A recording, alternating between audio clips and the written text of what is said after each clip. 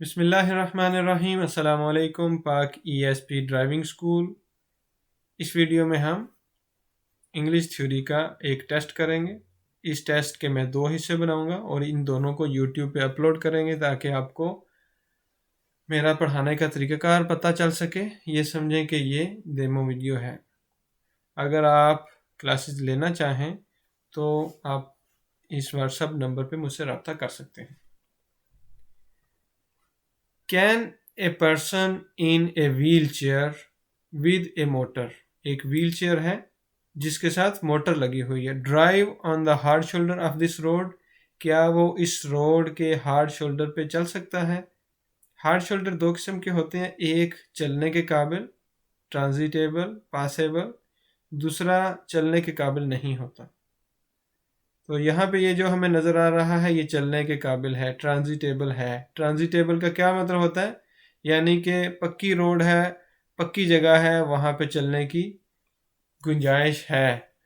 तो जब इस तरह का ट्रांजिटेबल हार्ड शोल्डर हो, साइकिल ने वहाँ पे चलना होता है, मोपेड ने वहाँ पे चलना होता है, ट्रैक्टर ने वहाँ पे चलना होता है, क्योंकि ये शहर से बाहर की रोड है, कन्वेंशनल रोड है। और अगर ये ट्रांजिटेबल ना हो, पासेबल ना हो, सिर्फ उसी सूरत में वो यहाँ पे चल सकता है, इस एज के करीब। लेकिन पहला ऑप्शन क्या होगा कि यहाँ पे चले। Can a person in a wheel chair with A motor drive on the shoulder of this road? Yes, you must drive on the hard shoulder when it is possible, जब वो चलने के काबिल है तो आप उसी पे चलें। यहाँ पे लिखा है yes being able to circulate indistinctly on the road और द शोल्डर, जहाँ पे मर्जी चल लें कोई फ़र्क नहीं पड़ता, ये बात गलत है। आप हार्ड शोल्डर पे चलेंगे अगर वो चलने के काबिल हो तो। Which of these measures will save fuel? नीचे कुछ चीज़ें लिखी हुई हैं, इनमें से कौन सी चीज़ है जिसकी वजह से पेट्रोल की बचत होगी। Use fuel with an octane rating lower. Octane rating lower यानी कि लो क्वालिटी का उसमें पेट्रोल डलवाएं, उससे नुकसान होगा। वक्ती तौर पे इंसान समझता है कि बचत हो रही है, लेकिन उससे नुकसान होगा। Put the gear shift in neutral before coming to a complete stop, मुकम्मल गाड़ी रुकने से पहले अपनी गाड़ी को न्यूट्रल में कर लें, ये बात भी गलत है। गाड़ी न्यूट्रल में करेंगे तो गाड़ी का कंट्रोल कम हो जाएगा। Stop the engine during prolonged stops, अगर आप 2 मिनट से ज़्यादा गाड़ी को स्टॉप करने लगे हैं तो इंजन को स्टॉप कर लें, ये बचत करने का बेहतर तरीका है। Stop the engine during prolonged stops. This sign, ये साइन हमें क्या कह रहा है, ये सर्कल में बना हुआ है और जब सर्कल में कोई साइन बना होता है तो वो हम पे लाजमी होता है करना। इसमें हमें सिर्फ ये दो डायरेक्शंस बता रहा है, या हम स्ट्रेट जा सकते हैं या हम राइट पे जा सकते हैं, हम लेफ़्ट नहीं मुड़ सकते, यू टर्न नहीं कर सकते। दिस साइन तो दो चीज़ों से आपको मना कर रहा है और ये आपको डायरेक्शन बता रहा है। प्रोहिबिट्स गोइंग स्ट्रेट, सामने जाने से मना कर रहा है, ये बात गलत है, ये चीज़ गलत है। Advises following one of the directions, advise कर रहा है, रिकमेंड कर रहा है, ये बात भी गलत है। अगर रिकमेंड करे या मशवरा दे तो वो डब्बा शक्ल में होगा, ये हमें सर्कल में नज़र आ रहा है। फोर्सेस यू, ये आप पे लाजमी कर रहा है, कंपलसरी है हम पे। Forces you to follow one of the directions, तो इसका ये जवाब हो जाएगा। If we are driving during the day with thick fog, इसमें क्या चीज़ इंपॉर्टेंट है, थिक फॉग। अगर हमें थिक फॉग का पता नहीं होगा क्या कहते हैं तो हमें ठीक जवाब देने में प्रॉब्लम होगी। थिक फॉग यानी कि शदीद धुंध है। अगर लाइट फॉग होगी तो कानून और हो जाएगा लाइट्स के बारे में, थिक फॉग होगी तो कानून डिफरेंट हो जाएगा। जब थिक फॉग हो, पीछे वाली एंटी फॉग लाइट्स हम पे कंपलसरी हैं लगानी। What lights should we carry at least, अब आगे यहाँ पे क्या इंपॉर्टेंट लफ्ज है, एट लीस्ट, कम से कम हमें कौन सी लाइट्स ऑन करनी चाहिए। तो अगर तो फॉग लाइट भी हो, आगे वाली एंटी फॉग लाइट ऑन कर सकते हैं, लेकिन वो लाजमी नहीं होती, इसलिए वो एटलीस्ट वाले खाते में नहीं आती। यहाँ पे लिखा है the rear and front fog lamps plus short range lighting. Short range on करेंगे, बिल्कुल ठीक है। रेयर भी ऑन करेंगे और फ्रंट भी ऑन कर सकते हैं अगर वो इंस्टॉल्ड हों, लेकिन एटलीस्ट वाले खाते में नहीं आएंगी। एटलीस्ट होता है कि अगर कम से कम हमने कोई लाइट्स ऑन करनी हो तो कौन सी ऑन करेंगे, तो इसका जवाब होगा the rear fog lights and short range. If you are travelling on this road with heavy traffic, इस रोड पे हम जा रहे हैं, हमें नज़र आ रहा है कि हैवी ट्रैफिक है। You can not change lens, हम लेन को चेंज नहीं कर सकते। किस लिए? अगर तो आगे जाके मैंने एग्ज़िट लेना है राइट साइड पे, तो मैं इंडिकेटर लगा के राइट लेन में आ जाऊंगा और फिर अपने एग्ज़िट से निकल जाऊंगा। मैं कोई और डायरेक्शन लेना चाहता हूं तो भी ठीक है। गेट ऑफ द रोड, ठीक है, कोई मसला नहीं है। टर्न राइट यानी कि मैं किसी और गली में जाना चाहता हूँ, कोई मसला नहीं है। लेकिन किस चीज़ में मसला है? ओवरटेकिंग। अक्सर इस तरह होता है कि जब ट्रैफिक जाम होती है, ड्राइवर देखते हैं कि एक लाइन तेज़ चल रही है, वो उस लाइन में चले जाते हैं। जब देखते हैं दूसरी तेज़ चल रही है तो वो उस लाइन में चले जाते हैं। ये चीज़ गलत है। ओवरटेक करने के लिए या एडवांस आगे जाने के लिए आप लाइन्स को चेंज नहीं कर सकते। You cannot change lanes to advance या overtake. At what maximum speed? अब स्पीड के बारे में जब सवाल आएगा, हमने तीन चीज़ें देखनी होती हैं। सबसे पहले चीज़ तो ये देखेंगे कि मैक्सिमम स्पीड के बारे में पूछा जा रहा है या मिनिमम स्पीड के बारे में पूछा जा रहा है। यहाँ पे हमसे मैक्सिमम स्पीड के बारे में पूछ रहे हैं। उसके बाद देखना होता है गाड़ी कौन सी है, व्हीकल कौन सा है। तो एक कार के बारे में पूछा जा रहा है। अब इसके बाद ये भी ध्यान रखना होता है कि अगर कार है तो उसके साथ ट्रेलर तो नहीं लगा हुआ। अगर ट्रेलर होगा तो उसकी स्पीड फिर डिफरेंट हो जाएगी। तो इसमें क्या पूछ रहे हैं? मैक्सिमम स्पीड और एक कार के बारे में पूछ रहे हैं। उसके बाद देखना होता है कौन सी रोड है, कन्वेंशनल रोड। ये कौन सी रोड है? Conventional road. तो कन्वेंशनल रोड पे कार की स्पीड 90 किलोमीटर होती है। अब एक और प्रॉब्लम ये होती है कि कन्वेंशनल रोड की बात आए तो उसमें 20 ज़्यादा जा सकती हैं कार्स और मोटरसाइकिल्स ओवरटेक करने के लिए। ये कानून चेंज हो रहा है अगले साल से, 2021 से ये कानून चेंज हो जाएगा। लेकिन फ़िलहाल कन्वेंशनल रोड पे कार को इजाज़त होती है कि अगर वो किसी को ओवरटेक करना चाहे तो 90 से ऊपर जा सकती है, सिर्फ कन्वेंशनल रोड पे, कार भी और मोटरसाइकिल भी। लेकिन यहाँ पे ओवरटेकिंग की बात नहीं की जा रही, सिर्फ कार की कन्वेंशनल रोड पे मैक्सिमम स्पीड के बारे में पूछा जा रहा है, जो कि 90 किलोमीटर पर आवर है, eight 90 kilometres per hour.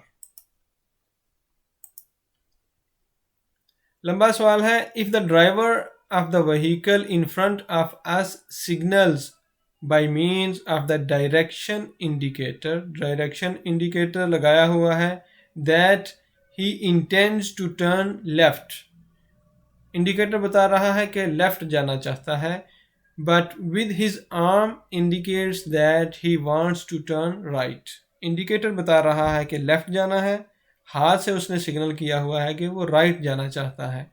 What signalling will we attend to, किस सिग्नल की बात मानी जाएगी?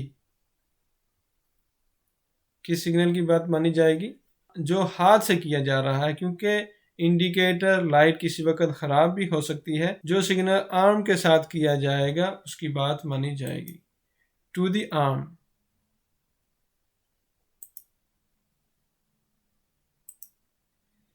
अल्कोहल, शराब, फटीग, थकावट एंड एक्सेसिव स्पीड और लिमिट से ज़्यादा speed, what risk factor are they part of, किस रिस्क फैक्टर का वो हिस्सा है? तो अब देखें, अल्कोहल इस्तेमाल करना भी इंसान की गलती है, थका हुआ है तो भी इंसान का ही कसूर है, और स्पीड हद से ज़्यादा है तो भी इंसान ने ही ऐसा किया है। तो ये किससे ताल्लुक़ रखते हैं? ह्यूमन फैक्टर के साथ। ड्राइविंग में 3 किस्म के फैक्टर्स हो सकते हैं, इंसान, व्हीकल और रोड के आसपास का माहौल, बारिश है या वहाँ पे कोई जानवर है या पेडेस्ट्रियन चल रहे हैं, तो ये 3 चीज़ें आती हैं। सबसे ज़्यादा कसूर इंसान का होता है, of the human factor. Which vehicle will have priority, इस राउंड अबाउट पे किस गाड़ी को प्रायोरिटी हासिल है? इस राउंड अबाउट पे जो गाड़ी ऑलरेडी राउंड अबाउट में है उसे प्रायोरिटी हासिल है। ठीक है जी, तो इसमें ये नहीं देखा जाएगा कि गाड़ी राइट से आ रही है उसे प्रायोरिटी होगी, जो ऑलरेडी राउंड अबाउट में है उसे प्रायोरिटी हासिल है। दी ऑरेंज व्हीकल, इसमें लिखा है the orange vehicle because it is coming from the right, right से तो नहीं आ रहा, ये राउंड अबाउट में है इसलिए उसे प्रायोरिटी हासिल है। Is it allowed to drive using only the vehicles position lighting between sunset and sunrise? एक इम्पोर्टेंट सवाल है और अक्सर गलती होती है स्टूडेंट से। आपसे पूछा जा रहा है कि ड्राइव कर रहे हैं, आपसे पूछा जा रहा है कि ड्राइव करने की इजाज़त है यूजिंग ओनली, ओनली वाला लफ्ज़ सबसे ज़्यादा इम्पोर्टेंट है। The position light between sunset and sunrise, इस चीज़ को जहन में बिठा लें। ड्राइव, ओनली और पोजीशन वाले लफ्ज़ तीनों इकट्ठे नहीं आ सकते। ड्राइव कर रहे हों, अकेली पोजीशन वाली लाइट ऑन नहीं होगी, तो ये चीज़ गलत है। Is it allowed to drive using only the vehicle's position light? No. You must also use crossing और road lighting. Crossing होती है dipped या low beam उसे कह सकते हैं, छोटी रेंज वाली, और road lighting इसे हाई बीम कहते हैं, लॉन्ग रेंज वाली। तो डिपेंड करेगा क्या सिचुएशन है, लेकिन जब शाम हो जाए तो ये इनमें से कोई ना कोई लाइट ऑन होनी चाहिए। If we sit very close to the steering, हम स्टीयरिंग के बहुत करीब बैठेंगे तो क्या होगा? जाहिर है आप हरकत नहीं कर सकते ठीक तरीके से और जल्दी थकावट होने का चांस होगा। It will be most comfortable, नहीं, कंफर्टेबल नहीं है। You will become less tired, थोड़ा थकेंगे, ये बात भी गलत है। We will not have mobility, हम हरकत नहीं कर सकते। And driving will be more tiring, और ड्राइविंग में ज़्यादा थकावट होगी। Which vehicle will have priority at this intersection, इस इंटरसेक्शन पे किस गाड़ी को प्रायोरिटी हासिल है? इस इंटरसेक्शन पे जो गाड़ी राइट से आएगी उसे प्रायोरिटी हासिल है। तो यहाँ पे कौन सी गाड़ी आ रही है, ब्लू या ग्रे कलर की? ग्रे कलर की आ रही है, दोनों में ब्लू लिखा हुआ है। The grey vehicle approaching from the right in application of the general rule. अब यहाँ पे जनरल रूल अप्लाई होगा जब सिग्नल कोई और ना लगा हो, फिर रोड का जनरल रूल अप्लाई होता है। What circumstances favor the appearance of fatigue? कौन सी सूरत हाल ऐसी होगी, कौन से हालात ऐसे होंगे जो फेवर करेंगे थकावट के अपीयर होने में, यानी कि थकावट होने में कौन से हालात फेवर करेंगे, यानी कि किस वजह से थकावट हो सकती है। Let the route be through a well known route, well known route से आप जा रहे हैं तो थकावट होगी, ऐसी बात गलत है। ड्राइविंग विद लिटिल ट्रैफिक, थोड़ी ट्रैफिक है फिर भी आपको थकावट नहीं होनी चाहिए। Maintain A high temperature inside the vehicle because it can affect the psychophysical state, अगर गाड़ी में टेम्परेचर बहुत ज़्यादा रखा हो तो उसकी वजह से थकावट हो सकती है, क्योंकि जहनी तौर पे और जिस्मानी तौर पे वो आपको अफेक्ट कर सकती है। द मोटर होम, इसे ऑटो कारवान भी कहते हैं। In the image has a MAM of 3700 kg, इसकी कैपेसिटी आप कह लें या MAM कह लें, 3500 से ज़्यादा है। अगर ये 3500 तक होता तो ये पहली कैटेगरी में आना था कार के साथ, लेकिन अब 3500 से ज़्यादा वाले तीसरी कैटेगरी में चले जाते हैं। ये कौन सी रोड है? ये कन्वेंशनल रोड है। यहाँ पे ये लाइन मेरे लिए है, यहाँ पे देखें ये अपोजिट डायरेक्शन से गाड़ियाँ आ रही हैं, क्योंकि यहाँ पे ओवरटेकिंग का भी मना किया गया है। ठीक है, अगर ये आपकी सेम डायरेक्शन होती तो इस तरह से शायद आपको ये निशान नज़र ना आते, तो फिर आप मोटरवे डुअल कैरेज वे उसे समझ सकते थे, लेकिन यहाँ पे अपोजिट डायरेक्शन से गाड़ी आ रही है, ये कन्वेंशनल रोड है। कन्वेंशनल रोड पे पहली कैटेगरी जिसमें कार और 3500 kg तक मोटर होम, ऑटो कारावान या मोटरसाइकिल भी उसी में आता है, वो 90 है। दूसरी कैटेगरी जिसमें बस आती है वो भी 90 है। तीसरी कैटेगरी में ये और ट्रक वगैरह, वैगन वगैरह, फुरगोनेता जिसे कहते हैं या काम्यून कहते हैं, वो तीसरी कैटेगरी में आएगा। तो ये किस कैटेगरी में जाएगा? 80 kilometre per hour. In and near pedestrian crossings, in यानी कि उसके ऊपर, ऑन कह लें, उसके ऊपर या उसके करीब। किसके करीब? पेडेस्ट्रियन क्रॉसिंग के। Is it allowed to overtake, क्या इजाज़त है ओवरटेक करने की? अब ये समझ लें कि बड़ी हैरानकुन बात भी है कि यहाँ पे ओवरटेक करने की इजाज़त दे दी गई है, लेकिन उसकी एक शर्त है। शर्त यह है कि इतनी स्लो स्पीड हो कि अगर कोई पेडेस्ट्रियन आ जाए तो हम रोकें तो ठोकर ना हो। ठीक है जी, ये अल्फाज साथ होने चाहिए।